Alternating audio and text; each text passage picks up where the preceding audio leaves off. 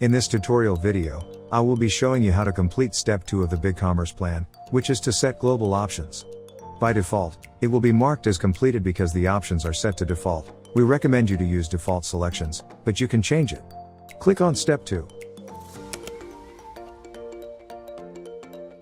The first option is to combine shipping costs. This means that the shipping cost will be included in the selling price of the product.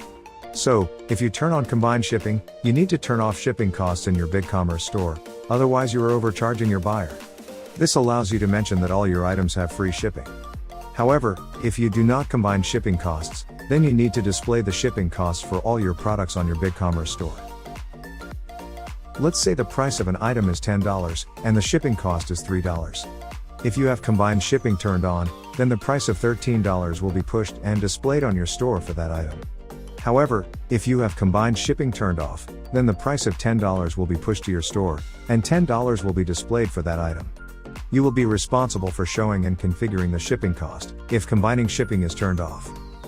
The second setting is to select an image size.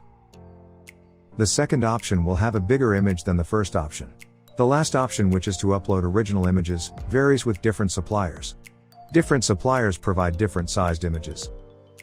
The upload retail setting allows your buyer to view the retail price and your selling price. This will allow your buyers to view how much money they are saving from purchasing from your store.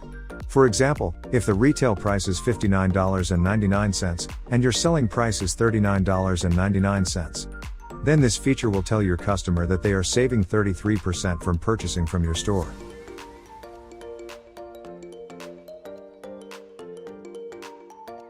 We also have optional upgrades to make your selling experience better or to professionally help your store. I will cover the other steps in separate videos. Thank you for watching, and don't forget to subscribe and like this video for future tutorial videos.